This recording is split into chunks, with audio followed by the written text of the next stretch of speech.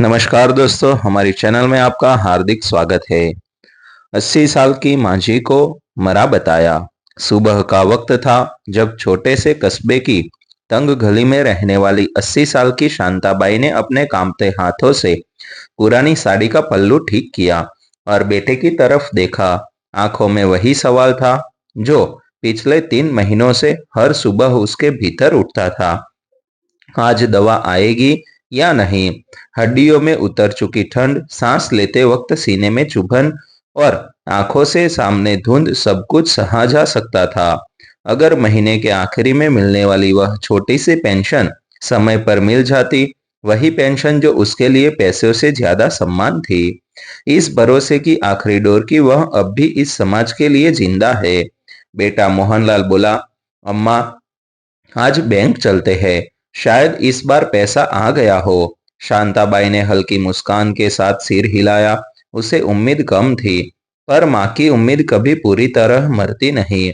Bank कस्बे का सबसे पक्का मकान था। सीमेंट की दीवारें, लोहे का गेट और बाहर लगी भीड़। अंदर एसी की ठंडी हवा थी, लेकिन शांताबाई के शरीर में सिहरन और बढ़ गई। मोहनलाल ने उसे कुर्सी पर बैठाया और खुद काउंटर पर गया। उसने पासबुक आगे बढ़ाई। क्लार्क ने बिना नजर उठाए कंप्यूटर में कुछ टाइप किया। फिर अचानक उसकी उंगलियां रुक गई। उसने एक बार फिर स्क्रीन देखी, फिर मोहनलाल को ऊपर से नीचे तक देखा, जैसे वह कोई मजाक सुन रहा हो। यह पेंशन नहीं आएगी, क्लार्क ने सपाट जवाब में कहा। मोहनलाल चौंका। क्यों? 3 महीने से नहीं आई है, क्लार्क बोला। रिकॉर्ड में पेंशनर जीवित नहीं है। यह वाक्य इतना छोटा था, लेकिन उसके भीतर विस्फोट छुपा था। मोहनलाल को लगा शायद उसने ठीक से सुना नहीं। क्या मतलब? क्लार्क ने कुर्सी से टिकते हुए कहा। मतलब सिस्टम में डेथ अपडेट है, शांताबाई मृत घोषित। पीछे बैठी शांताबाई ने जब यह सुना तो उसे लगा जैसे किसी ने उसके कानों में बर्फ डाल दी हो। उसकी उंगलियां कुर्सी के हत्थे को कसकर पकड़ गई। वह धीरे धीरे उठी और कांपती आवाज में बोली, बेटा, अगर मैं मर गई हूं तो सांस कौन ले रहा है? बैंक में कुछ लोग हंस पड़े, कुछ ने सिर झुका लिया। क्लर्क असहज हो गया, लेकिन उसने कंधे उचका दिए। हम कुछ नहीं कर सकते, यह सब ऊपर से आता है। नगर पंचायत या तहसील में ठीक करवाइए। मोहनलाल को गुस्सा आया, पर माँ के सामने वह चिल्ला नहीं सका। उसने शांताबाई का हाथ पकड़ा और बाहर ले आया। बाहर धूप थी, लेकिन भीतर कुछ टूट चुका था। एक जिंदा इंसान, असली फिरती माँ सरकारी कागजों में मर चुकी थी। उस दिन घर में चूल्हा नहीं जला। शांताबाई ने कहा, मोहन, भूख नहीं है। असल में भूख थी, पर उससे बड़ी बात थी अपमान। अगले दिन से मोहनलाल दफ्तरों के चक्कर काटने लगा। पहले दिन पंचायत, फिर ब्लॉक दफ्तर, फिर समाज कल्याण कार्यालय। हर जगह वही जवाब, फॉर्म भरो, 2 गवाह लाओ, मेडिकल सर्टिफिकेट दो कि जिंदा हो। एक दिन एक बाबू ने हंसते हुए कहा, कागजों में मरी हो तो पहले जिंदा होने का सबूत दो। मोहनलाल का सिर झुक गया। उसने माँ को देखा, वही माँ जिसने उसे पढ़ाया नहीं, लेकिन इंसान बनना सिखाया। अब वही माँ अपनी जिंदगी का सबूत ढूंढ रही थी। दवाइयाँ खत्म होने लगी। शांताबाई की खांसी बढ़ गई। रात को उसे सांस लेने में तकलीफ होने लगी। मोहनलाल ने उधार मांगा, लेकिन गांव में हर कोई हमेशा उधार नहीं देता। कुछ लोगों ने कहना शुरू कर दिया, सरकार ने नाम काट दिया है, कुछ तो गड़बड़ होगी। एक दिन शांताबाई ने बेटे से कहा, मोहन, रहने दे, शायद भगवान ने मुझे सच में बुला लिया है। मोहनलाल पहली बार माँ के सामने रो पड़ा। अम्मा, आप जिंदा है, जब तक सांस है मैं लड़ूंगा। तीसरे हफ्ते मोहनलाल तहसील पहुंचा। घंटों लाइन में खड़ा रहा। जब नंबर आया तो अधिकारी ने बिना देखे कहा, डेथ रजिस्टर में नाम है, गलती होगी तो ऊपर से ठीक होगी। साहब, मेरी माँ सामने बैठी है। अधिकारी ने पहली बार सिर उठाया। शांताबाई कुर्सी पर बैठी थी, आंखों में थकान और चेहरे पर डर। अधिकारी बोला, कागज ज्यादा सच होते हैं। यह वाक्य शांताबाई के दिल में तीर की तरह लगा।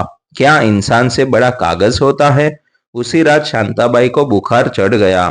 मोहनलाल के पास पैसे नहीं थे कि वह शहर के अस्पताल ले जा सके।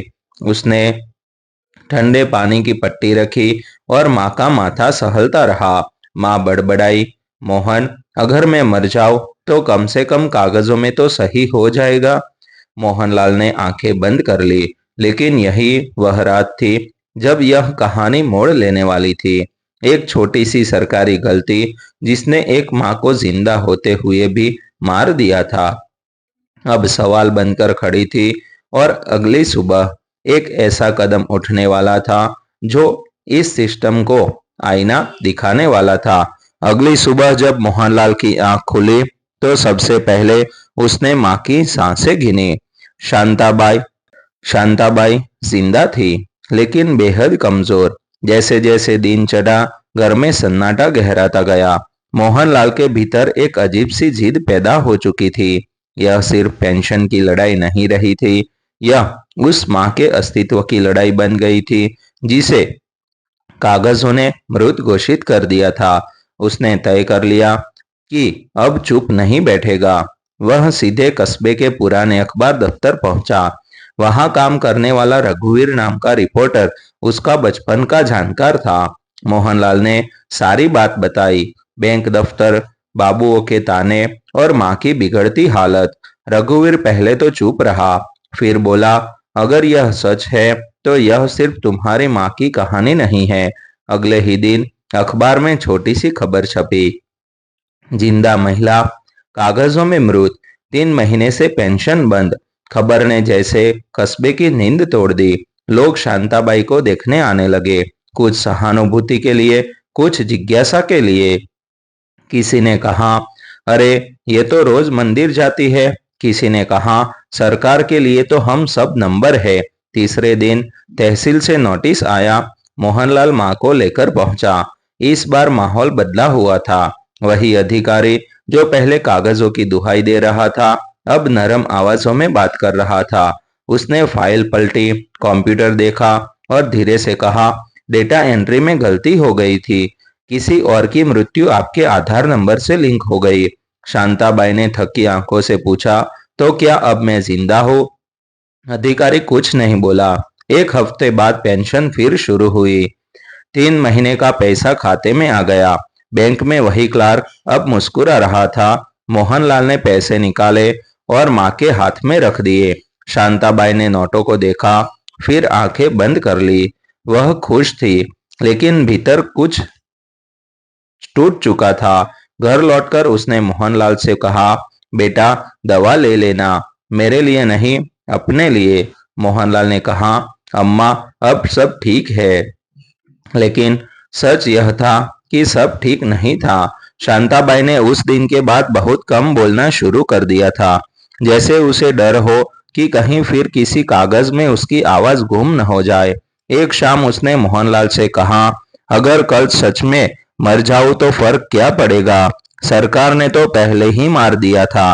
कुछ महीनों बाद शांताबाई चल बसी। इस बार सच में मोहनलाल मृत्यु प्रमाण पत्र बनवाने गया तो बाबू ने फाइल देखकर कहा, अरे ये तो पहले से मृत है। मोहनलाल कुर्सी पर बैठ गया। आंखों से आंसू नहीं निकले, बस एक खालीपन था। उसने धीमी आवाज में कहा, हाँ साहब, माँ तो बहुत पहले मर गई थी, उस दिन जब आपने उन्हें जिंदा होते ही ये भी मृत मान लिया था। आज उस कस्बे में शांताबाई का नाम एक कहानी बन चुका है। एक ऐसी कहानी जो हर उस बुजुर्ग की है जिसकी जिंदगी किसी फाइल नंबर से तय होती है।